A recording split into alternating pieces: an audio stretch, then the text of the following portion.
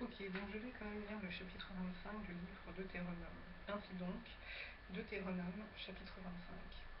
Lorsque des hommes, ayant entre eux une querelle, se présenteront en justice pour être jugés, on absoudra l'innocent et on condamnera le coupable. Si le coupable mérite d'être battu, le juge le fera étendre par terre et frapper en sa présence d'un nombre de coups proportionné à la gravité de sa faute.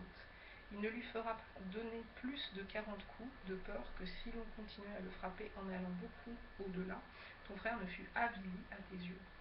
Tu n'emmuselleras point le bœuf quand il foulera le grain. Lorsque les frères demeureront ensemble et que l'un d'eux mourra sans laisser de fils, la femme du défunt ne se mariera point au dehors à un étranger, mais son beau-frère ira vers elle, la prendra pour femme et l'épousera comme beau-frère.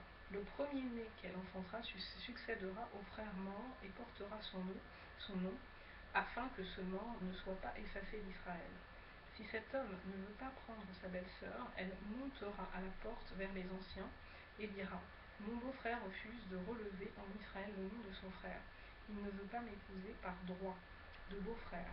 Les anciens de la ville l'appelleront et lui parleront. S'il persiste et dit : Je ne veux pas la prendre, alors sa belle-sœur s'approchera de lui en présence des anciens, lui ôtera son soulier du pied et lui crachera au visage.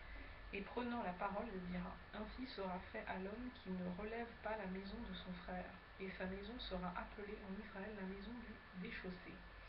Lorsque des hommes se querelleront ensemble l'un avec l'autre, si la femme de l'un s'approche pour délivrer son mari de la main de celui qui le frappe, si elle avance la main et saisit ce dernier par les parties honteuses, tu lui couperas la main. Tu ne jetteras sur elle aucun regard de pitié.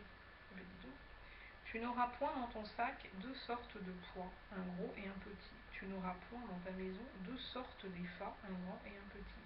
Tu auras un poids exact et juste. Tu auras un épha exact et juste, afin que tes jours se prolongent dans le pays que l'Éternel ton Dieu te donne.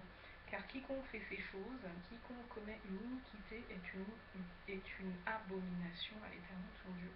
Souviens-toi de ce que te fit Amalek pendant la route lors de votre sortie d'Égypte. Comment il te rencontra dans le chemin et sans aucune crainte de Dieu tomba sur toi par derrière, sur tous ceux qui se craignent les derniers, pendant que tu étais là et épuisé toi-même. Lorsque l'Éternel ton Dieu, après t'avoir délivré de tous les ennemis qui t'entourent, t'accorda du repos dans le pays que l'Éternel ton Dieu te donne en héritage et en propriété, tu effaceras la mémoire d'Amalek de dessous les cieux, ne l'oublie point. Ok, donc ça c'était le chapitre 25. Je ne pense pas avancer encore, mais il me reste jusqu'au chapitre 25, il en reste 9. Il reste 9 chapitres. 9 chapitres, ça signifie soit 9 jours, soit 3 jours. Et je pense qu'il faut avancer.